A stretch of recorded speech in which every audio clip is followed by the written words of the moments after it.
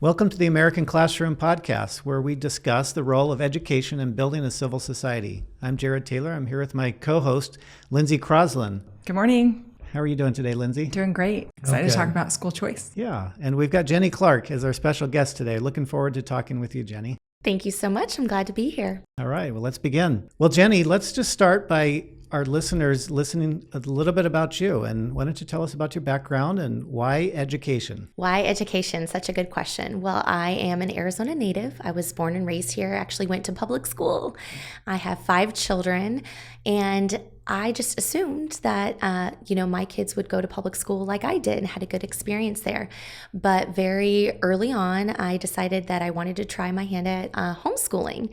And when my oldest son was 6, he's now 14, we discovered that he wasn't learning so well. He was really struggling to learn to read.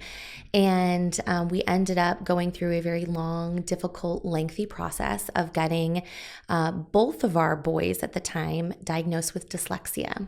So that process was really difficult and overwhelming and frustrating. It's why I have such a heart for students with disabilities, and it flows into my work with my nonprofit, Love Your School. But we started needing to look at different education options, which meant we ended up in this crazy world of empowerment scholarship accounts, or ESAs, and school choice. So I kind of got into this whole education world by accident through my own children, which I think is a story that's very similar to a lot of parents I talk to. Thank you. No, that's great. Jenny is also a member of the Arizona State Board of Education. So how many years have you been on the state board so far? 2 years on the State Board of Education, and by the time I finish, it will have been a little over 2.5. Oh, wow. Okay, good. Well, thank you for serving. Thank you. That's a big deal. I know. I was there a little bit before you for about 4 years. And for the listeners that don't know about the Arizona State Board, every state has a State Board of Education, and they are the governing board for the K-12 system in the particular state that they're in. So Arizona, roughly 1.1 million in the system still. Does that sound about right? Yeah, that's about right. And it's been a really amazing experience for me to learn about what's happening in Arizona public schools, how I can advocate as a public member. Of course, it's a constitutional board. I serve as one of the public members, and I've been very excited to advocate for ESA families, because the state board now does oversee certain aspects of the ESA program. Right. Yeah. And also to be an advocate for public school students with disabilities. So we've got some good things happening there. Good for you. Thanks for being involved. And you're a great example of what I think is really one of the pillars of American education, is the parent's role in taking and leading and guiding the education of their children. That is a unique concept in the world, if you think about that. It is a unique concept, and it's really interesting because the system is often set up to discourage that parental involvement. And I saw that firsthand going through the special education evaluation process in the public district school. And you really get made to feel at every turn that you are wrong for asking questions, that you don't actually know what's best for your children. So I'm looking forward to digging into some of that, because I think what you guys are doing with this podcast and the opportunities we have to empower parents in their child's education are really where we need to be headed. Well, and it's a big deal. When you come talk about school choice, there's definitely people in the district public school system that bristle. But my time on the state board and working with a lot of great superintendents, I realized what I knew, and which is there's a lot of great teachers and principals and school leaders in the district public school system. They're in it for the right reasons, doing great work, and it's a pleasure to get to know them on a deeper level, on a policy level, and support a lot of their great things. Yeah, I'm glad you mentioned that, because I think it's very easy for people to vilify the entire system. But just like you said, I have met so many educators that are going, hey, I see where things are going and I don't like it. How can I make a change even from the inside? So it's really great you point that out. We're going to tell a lot of stories about school choice, and we're going to get to ESAs in a minute. We want to start a little bit background, but I'll tell you, when Diane and I were choosing our schools, we looked at all of the test scores. We did start there, I'm not going to lie. Probably not the best place to do it, but we also knew the culture and we knew some of the systems. We liked the traditional classical model, and there was a pretty good charter school right next to our neighborhood. But you know what? They didn't perform as well as the district school. And so our children went to district schools and they had a great time. They had great teachers that loved them. And for us, that's what school choice meant. A lot of times people think school choice and they think non-district schools. But the truth is sometimes those are the right choices for parents when they make that. Yeah, well, and that's exactly right. And that's why even at Love Your School, our whole focus is what is best for the child and helping the parents know what their options are. Yeah. There's, which we're going to talk about, that kind of idea that, well, if you love and support school choice, district, homeschool, ESA programs, whatever it is, that means that you're automatically against your locally zoned district school. Right. And that is just not the case at all. And we have to work really hard to remind parents, no, that's not what we're talking about. We're talking about parental empowerment. Yeah. No, that's good. Anything you want to add before we dig into a few things here? I'm just grateful to live in a state that has these options, because I see my sister in San Francisco, and I don't know the exact number, but I'm pretty sure when her kids were going to school, this is like in the K-8 space, she had to put top 14 schools that were in her choice. Oh, interesting. There's no public transportation, and you get sent to whatever, and it's not always sibling matched. So she, she delivers babies in a town outside of San Francisco, and yet she needed to do like an Uber situation in Subway kids, it's not called the tram in San Francisco to get her kids to school. And I was just feeling so grateful that I could choose the school down the street, or I can drive them 30 minutes, 40 minutes, however long I want to get them to the school I feel like is best for them. And I wasn't subject to just some sort of lottery for the entire state, it felt like. Wow. Yeah, some people will disparage Arizona as the Wild West, or we have too much choice. Once you get in the system and you start understanding it, then parents really change that mindset if they are thinking that this is too confusing, right? They're like, oh, wow, this is great. I can choose, the school that fits best for my children. Jenny, let's start big picture here a little bit. What do you see as the state of school choice in the U.S., and then maybe bring it down to Arizona from your position on the state board? Well, the state of school choice in the U.S. right now, and if people are listening, maybe they can tell by my voice because I'm smiling, is pretty amazing and is going in a pretty incredible direction. I think that in 2020, so many parents realized that their kids needed something different. A lot of parents, woke up, for lack of a better term, in various different ways to what was maybe happening in their child's education, either that they didn't like or they felt like didn't work for them. And that was really the start of what we saw first in Arizona, and then West Virginia, and then Florida, the first few states to get universal ESAs. To this kind of second wave of school choice, from charters to now directly empowering parents with their child's education dollars through what we call education savings accounts. So we saw Arizona in 2022, and now, if you can believe it, in 2024, we are up to 13 states with some sort of ESA program. Not all of those states are universal. Some of those states have, year one, it's only this percentage of families that are low income, or it could be families that are, meeting some sort of other statutory requirement. And some of those programs slowly open up to more families over the years.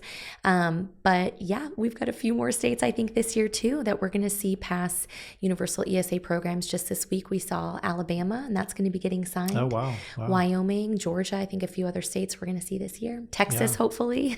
Yeah, it's interesting you say the second wave, right? Because this year is actually the 30th anniversary of when Governor Symington in Arizona signed charter legislation. Wow. Pretty amazing. And then next year was the first operating year for charter schools. And that really was a huge push into school choice, and that's here to stay. And I think maybe like ESAs, you can correct me if I'm wrong, but charter schools really started from dissatisfaction of inner cities.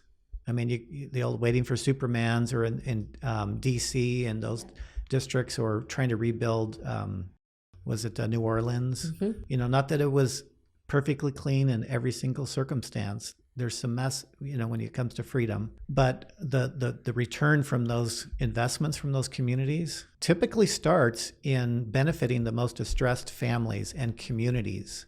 And then the wave just goes out. Are you seeing that as well? Yeah, that's exactly right. And starts with the parents in those communities, essentially saying, what we've got over here isn't working, and why can't we have what's happening over there? And I think when we look even at Arizona, with our testing, with our scores, with our reading, I'm like, there's been incredible gains in Arizona. On like the nation's report card. We still got a long way to go, but there's been incredible gains in Arizona because of our school choice environment.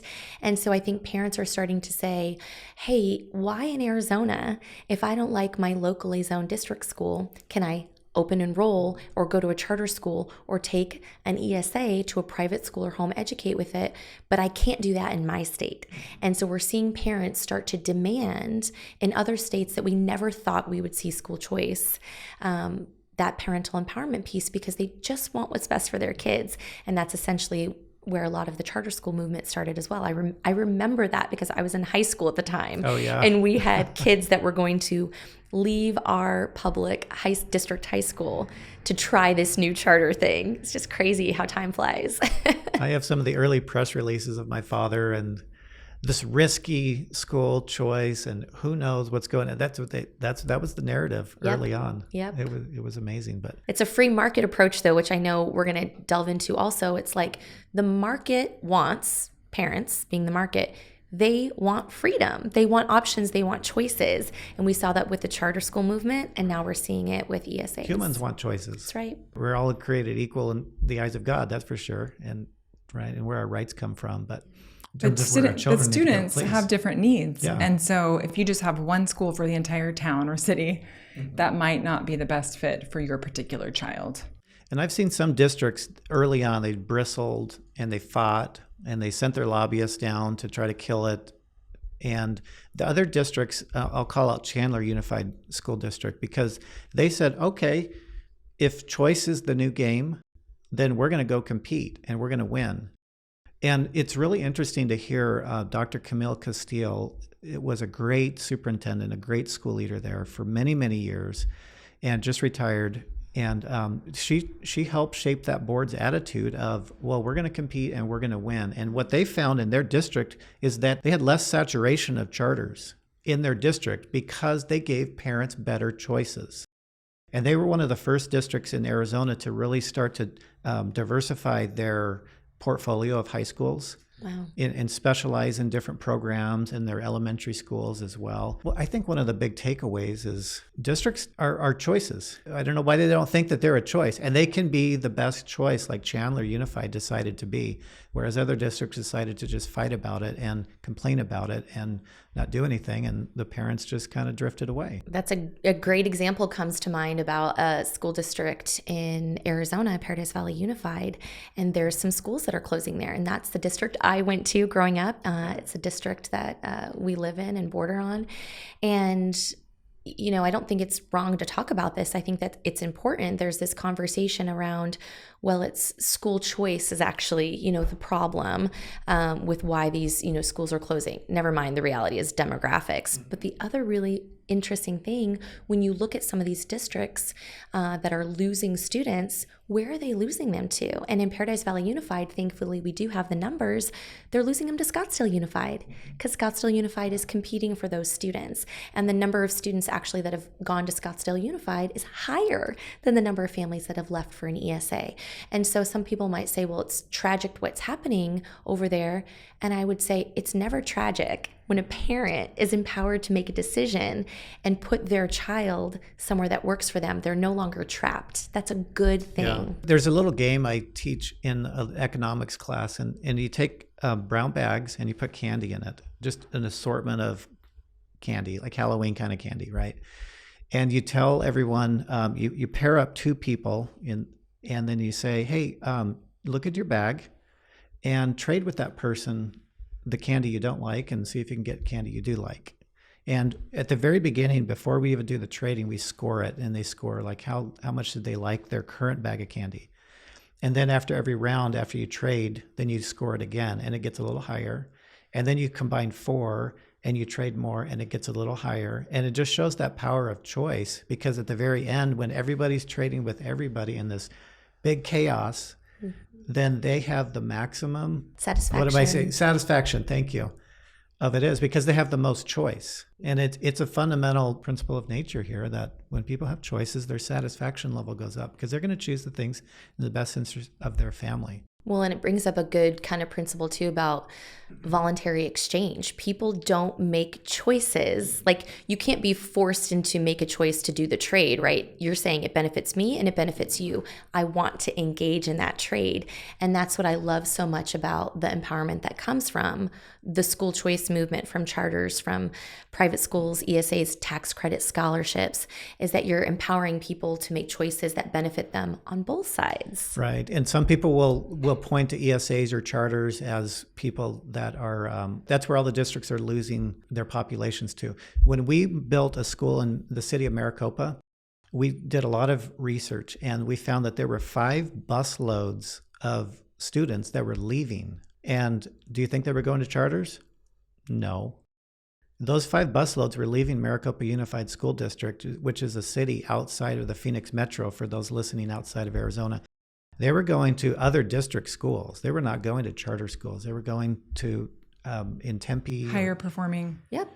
Yeah, or better athletics. Yep. I mean, there was a million different reasons, but by far and away, more people leave districts to go to other districts than go to charters. That's one thing people don't want to admit, but it's the truth about school choice. Well, and on this note, there's some really neat stuff happening on the open enrollment district boundary line issue. There's a national movement, and that Love Your School is a part of too, called No More Lines. And I think we've been so blessed in Arizona to have open enrollment. It's crazy to think that there are still states, there's still people probably listening to this podcast that live in a state where you can't open enroll. You are going to the school that you are zoned for, or you're paying for a private school. Yep. Those are your only choices. And we forget how much this idea of boundaries based on where you live and limiting parents based on their income or their zip code is really a kind of a oppressive way to control these families from having choices. And open enrollment solves all of that. It's a beautiful thing. I don't think it adds that much inefficiency. I think the net efficiency is an increase because what is that? It's really about student achievement at the end of the day. I'm sorry, you're going to say? Yeah, when I was going to high school, you had to go to the district school that was right in your neighborhood. And I remember my younger sister applied for a variance and she was going to go to a different school that had less crime and gangs. Imagine that. So my younger sister applied for a variance and was able to go to a different high school. And to me, that was like, couldn't even contemplate. Yeah. Having a choice. When I was in high school, I just went to the high schools down the street. So That's right. Now it's changed a lot since then. Amazing. Oh, that's great. Well, let's dig into ESAs a little bit because that's something you know a lot about. And it, like you said, is really the next wave of school choice, which is pretty exciting. And Arizona here is really on the cutting edge of it. Let's start with what are we learning about this new program because it is universal in Arizona now. Yeah. Tell us some I'll initial give you a little thoughts. background and information too for people who may not be familiar with ESAs. So ESAs stand for Education Savings Accounts. Arizona's is called the Empowerment Scholarship Account. Other states maybe have different names, the Hope Scholarship, different things like that. And essentially what it does is it allows families to access the state portion of their child's education funding and to take those dollars wherever they decide is best. In Arizona, our program is 90% of what the state portion is. So we're one of the few states whose ESA program is legislatively designed as a percentage, which I think our program is the best. I think it's good for your listeners to know too. One of the other reasons why I think it's the best is because we allow families who have a student with a special need or a disability to also access their disability multiplier. So in That's Arizona, a big deal. it's a very big deal. And it's very important, especially for students that have severe needs or needs that require more funding for their education, such as students with autism. So in Arizona, our ESA award is around average $7,500 for a student without a disability, but it can go up to $30,000 a year for a student, for example, who has autism. And of course, you can apply in Arizona year round. It doesn't matter what your income is, and your child qualifies all the way up until they graduate. So the most flexible and the most universal. That's great. Okay, to back up, you said this bucket, right? So that bucket is funded by our all taxpayers' money, correct? So all the money that the taxpayers submit from Arizona into this bucket, that's where you're saying comes out of and is allocated. Yep. Every year, Arizona does their budget. Around $7.7 billion is allocated towards education. And the Arizona ESA program comes out of that large bucket of funding for students and for their education. And Arizona's program is also unique because those funds can be used to home educate a child as well. So for like a student with a disability, it's really phenomenal because they can take those dollars to pay for tutors and therapists, one-on-one, anything that they think they need for their child's education.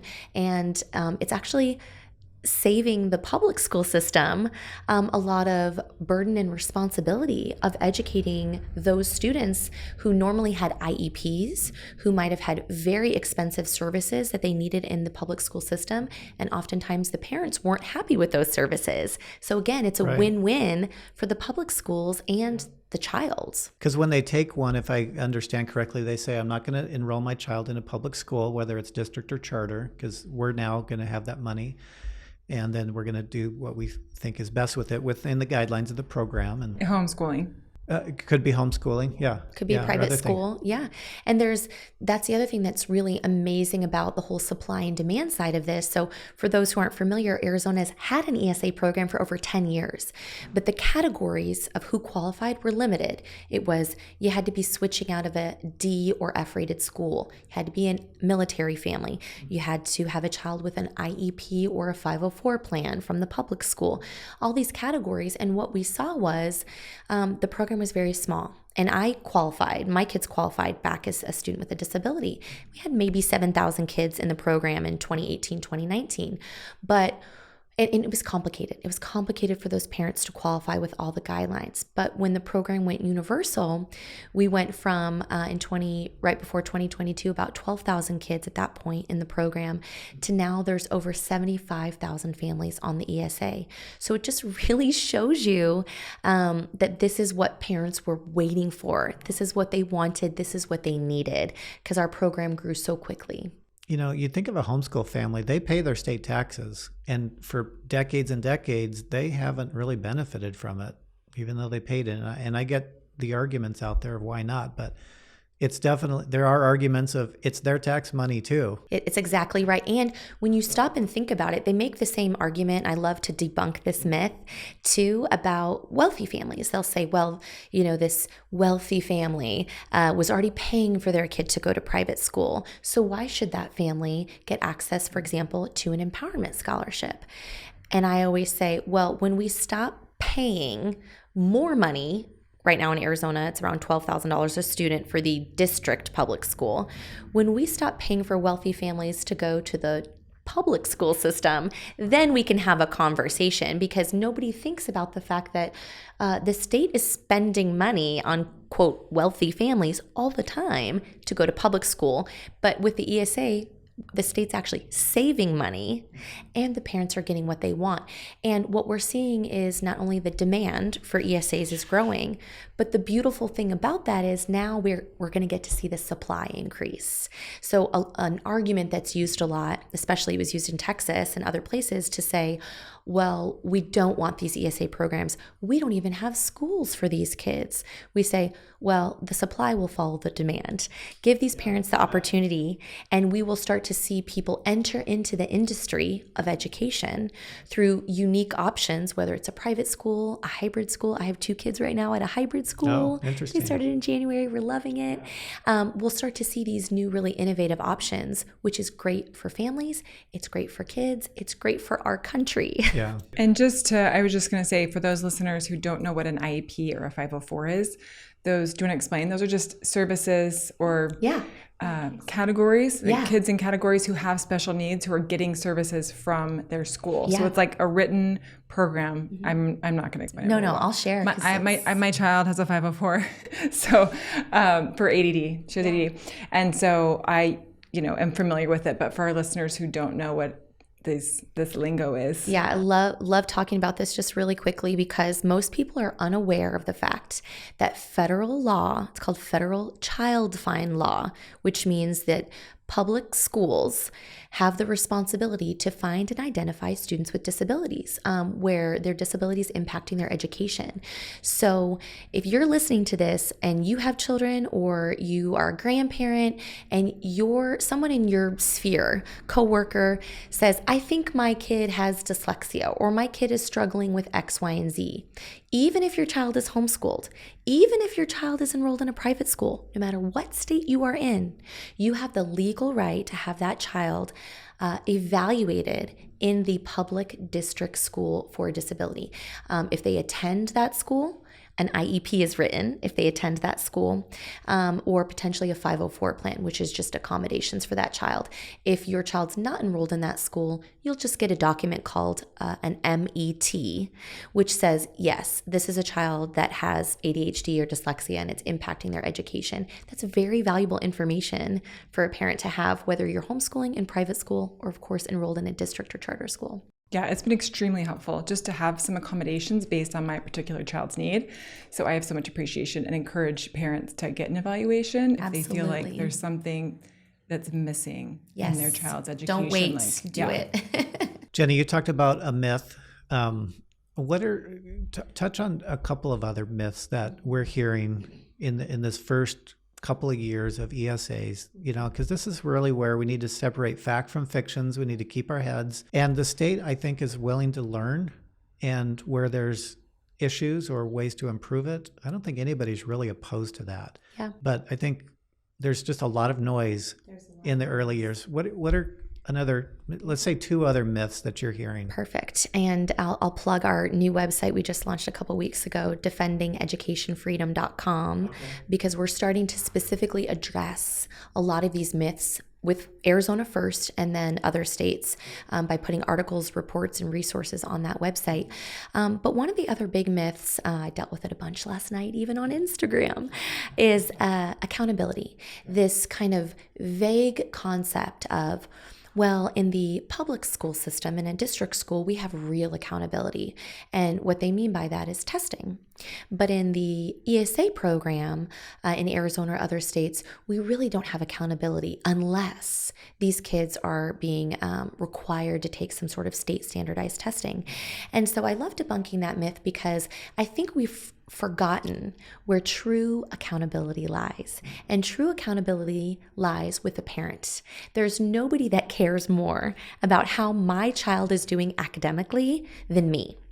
And so this idea that we can't have accountability with these very flexible, innovative ESA programs unless they're submitting to state testing is really false. And the neat thing about ESA programs and accountability is that you can, which I have done before, you can go get as much testing as you want in an ESA program. We're allowed to pay for any type of standardized testing that we want in the ESA program to find out how our kids are doing. And most of us do that. What we're not doing is saying they have to learn these specific things that meet whatever the state testing requirement is.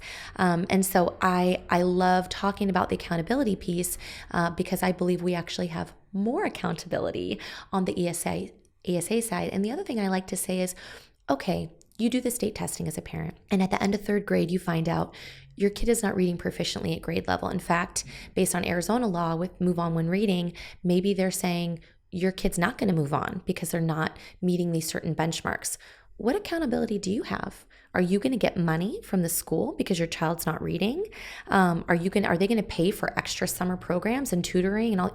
No. So you don't really have accountability as a parent in that system. You can start to go through the special education evaluation process, which I strongly encourage, but you're not able to hold the school accountable if they didn't educate your child. In an ESA program, you can. You can leave, you can switch, you can do something else. Well, let's not fool ourselves in saying that the state accountability is actually useful. Yeah.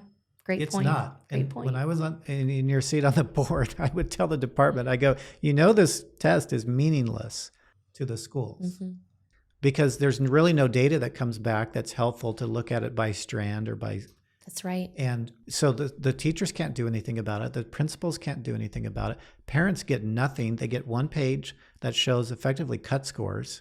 Yes. cut scores. So we yes. spend a ton of money We do. on something completely useless. It's only being done because we have to for federal dollars. That's right. This whole accountability myth about state tech, let's just make sure we know that the state testing apparatus, at least in Arizona and maybe in other states, is completely useless to the taxpayer. Yep. And if someone wants to challenge me, please bring it on. Yeah. But Yeah. I will just say they can use their ESA money to do things that are useful. SAT, ACT. Yep. CLT. CLT, All of it. yeah, maybe ASVAB if they're thinking military. They can get tests that are actually useful to them and their progress and their achievement. So that's another thing about accountability that people need to really remember. Do you want to add anything? I know you owe us another myth if you have one. Yeah. To Yeah, debunk. please. But then I want to talk about some success stories. Well, really quickly on the accountability piece, the other thing that we often hear is accountability, and they're referring to the test scores, but then they often will say accountability as it relates to spending. So I want to hit on that too as another myth. So there's this idea that, well, because parents who are on the ESA program in Arizona, because it's so flexible and they can buy any curriculum they want, they can do any online educational program, they can buy any textbook they want. That means they might be able to buy a Bible. That means they might be able to buy, some sort of free market economics curriculum that I don't like or that hasn't met state standards or something like that. And they don't like the fact that they feel that parents can purchase whatever they want. So I like to explain to people that the Auditor General in Arizona did a report a couple years ago now that basically said there was less than 0.1% misspending in Arizona's ESA program. Oh, really? Yeah. Wow. And I like to say, do we see that same level of misspending in the public school system? No, we do not. And so in the Arizona ESA program, you have to upload a receipt and also a credential if you have a tutor or a therapist, their credential, their license for every single transaction. Yeah, that's a So lot. it is a lot. And it's really important to talk about that because I don't think the public is aware of just how accountable on the expense side the program is. Even when you're getting reimbursements, there's eyes on everything, and it takes a lot of time to process those things because it's so accountable. When I got a funny story to tell you about this point, because the presumption that if the government doesn't approve of it, it's not righteous, it's not good. Correct. It doesn't have any efficacy. Crazy. Is silly. It is crazy.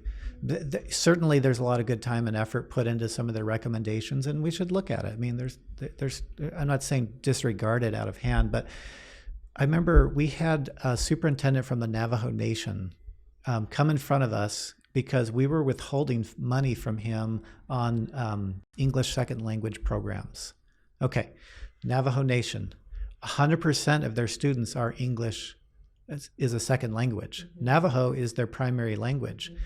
And he was in violation because he wasn't using a state board, a government approved program. And here's what he told us. He stood up and he says, I'm so-and-so. I have a PhD in education from the University of California, Berkeley. And I actually have a specialty in this area. And you can take your money and keep it because what you guys are requiring us to use doesn't work. We tried it. It does not work. Wow. It works for people that have a percentage of their population as English as a second language. We have 100%. He goes, here's what we're doing that is working. We are partnering with Stanford University School of Education, and he outlined their program. He goes, and this is actually really great, and it works perfectly for our young people to learn English, and we're just going to stay with it. He goes, I'm not here to poke you in the eye, and I'm not here to make fights. I'm just saying as the superintendent, I'm going to do what's best for my population, not necessarily just what the government is telling me to do. Yeah. And the state board, we just kind of looked at each other like, how do we bring the hammer to this guy? Because he's doing what we all want him to do.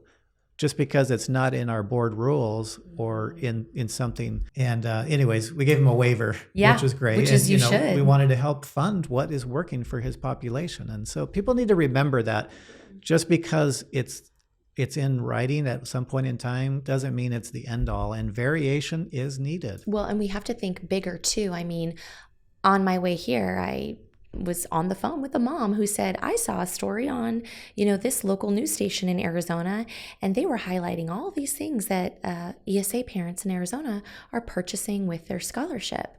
And I said, yeah, So, because should yeah, exactly. I said our idea of what is educational and what kids need. You could make a list of approved things that, even someone with a PhD in education would say, oh, yep, this is approved. These are educational. And that list would be different by tomorrow. And that's a good thing, because we want a country where kids and our options and our opportunities are changing by the minute, where they are flexible and innovative.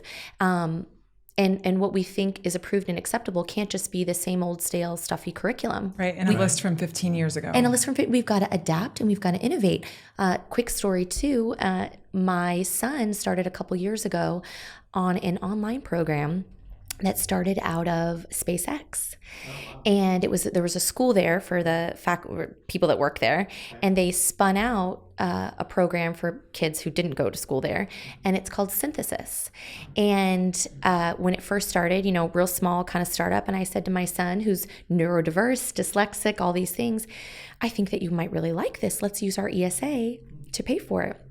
He's been on it now almost 4 years. He's going to age out of it because you get to a certain age, you can't do it anymore.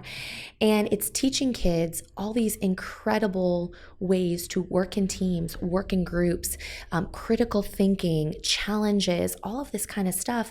And it didn't exist 5 years ago.